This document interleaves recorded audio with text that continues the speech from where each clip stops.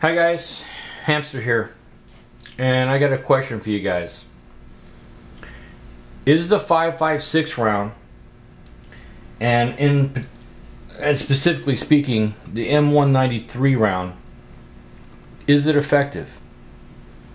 Is the M193 obsolete? Is the 5.56 itself effective as a battle rifle? I hear that question all the time. Now, I see a lot of people say that we need to go back to a 30 caliber battle rifle, that it has the power and the knockdown power that the 5.56 just doesn't have. And I don't feel comfortable unless I'm shooting a 30 caliber round, whether it's a 7.62 by 39 or 7.62 by 51. I keep hearing a lot of people talk about 30 caliber versus 5.56. And I see a lot of people who really talk about, the green tip. Oh, you got to get the green tip, the M855 round, that's running the SS-109 heavy penetrator bullet, the 62 grain round. That's the round to have. And then I ask people, why do you want the green tip? Oh, that's because what the military uses. That's the best stuff. But then you got to think about why is the military and others going to a heavier round on the 5.56? Why are they going up in bullet weight? What makes that necessary?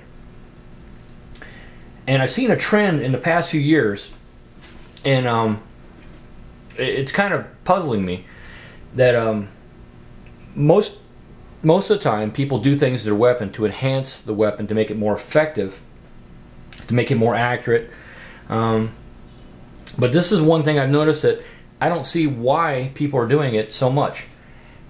They think they have a need for it, and I really don't think they do. And I think if they actually sat and thought about it and questioned, do they really need that? I don't think they could come up with enough compelling argument to win that case. And that is the 5.56 round. The reason it is effective, and I believe it is effective, and I believe the M193 round is effective. The reason it is effective is because of velocity. This is a rather small weight bullet. I don't care if you're talking about the 55 grain or the 62 grain. That is a relatively lightweight bullet. So what makes it so effective? And it's pure and simple, it's velocity. A small object traveling extremely fast has a lot of energy. Same is true with a large object that's traveling relatively slow, such as a 45 ACP, which is a devastating round, but is not traveling that fast. But it doesn't need to, because it has the mass. And if you don't have the mass to get the same amount of energy, you need to be traveling considerably faster. And I've noticed the ever trend, and there are more stuff available today than ever, and you can have anything you want, and I see a constantly shrinking AR-15. The barrel lengths are getting shorter and shorter and shorter. I mean, since the assault weapon ban expired in 2004, I've seen nothing but people flocking to the M4 style profile barrels, and their rifles are getting shorter and shorter. And the 16-inch barrel is probably the most popular barrel. After that, I would say it's like a 14.5 with a pin flash hider, so they don't have to do the paperwork for an SBR. And now I've even seen the ARs getting down into the 10-inch range.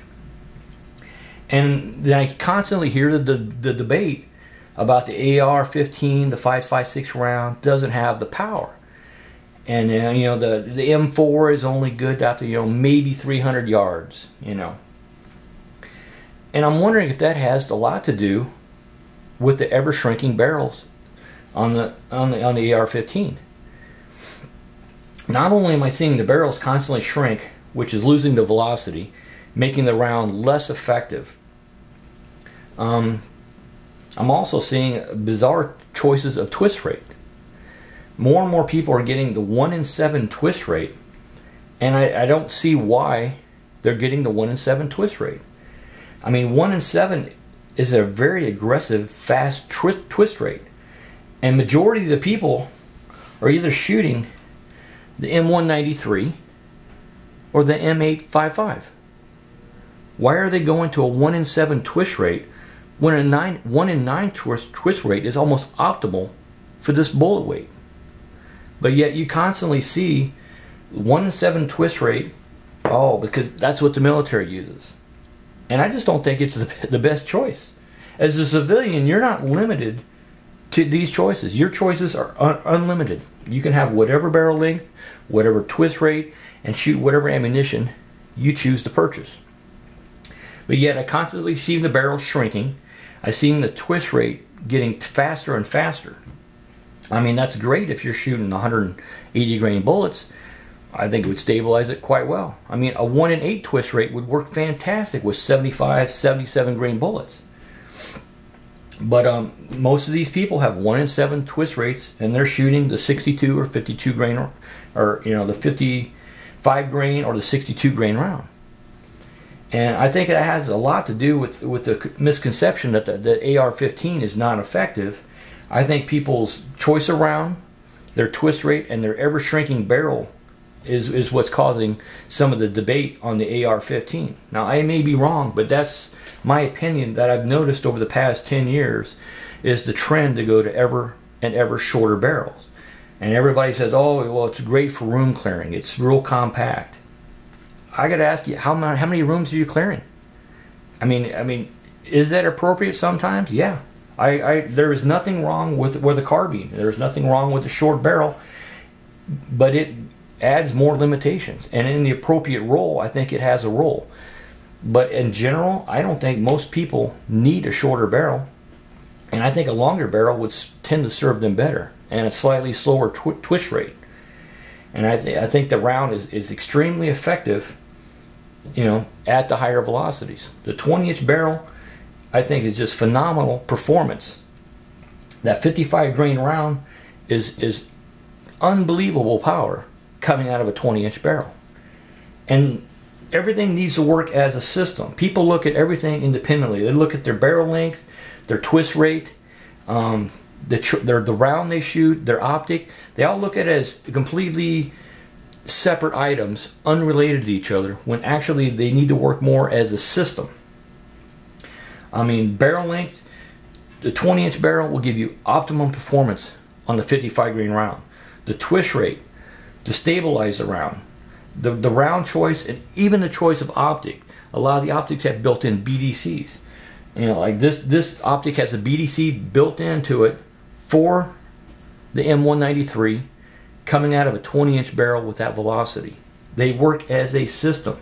And most people don't look or think about their barrel length, their twist rate, their ammunition, and their optic as a system.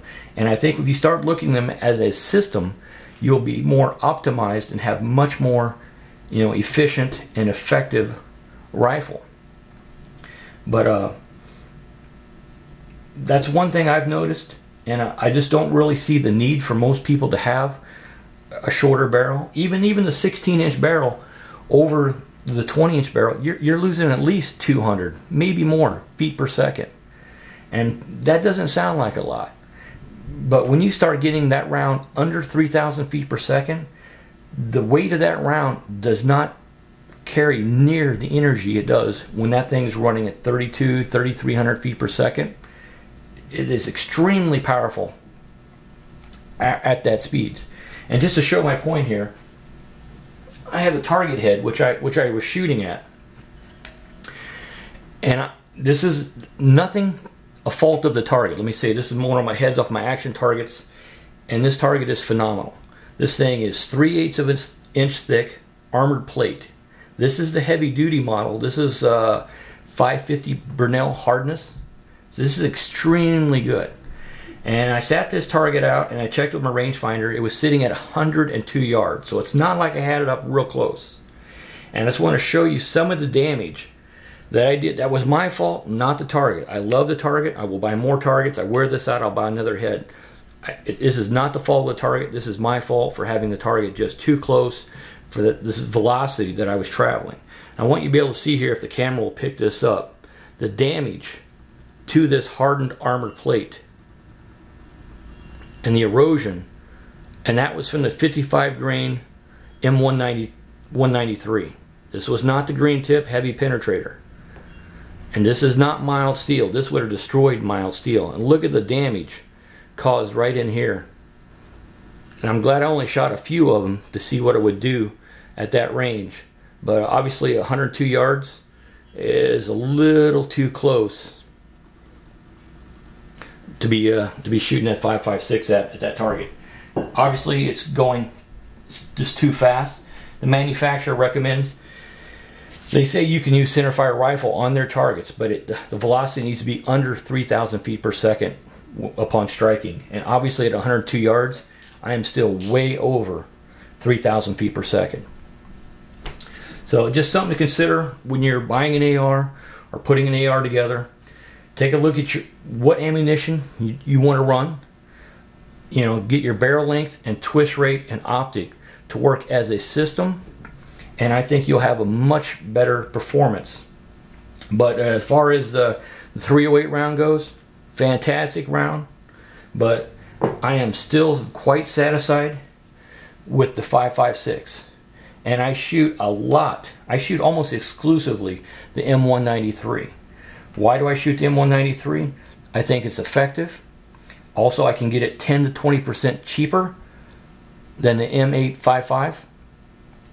And also, the 55 grain round has very little recoil. You'll feel a little bit more recoil on the 62 grain than you will the 55. The 55 has very little muzzle rise, very little movement in the rifle.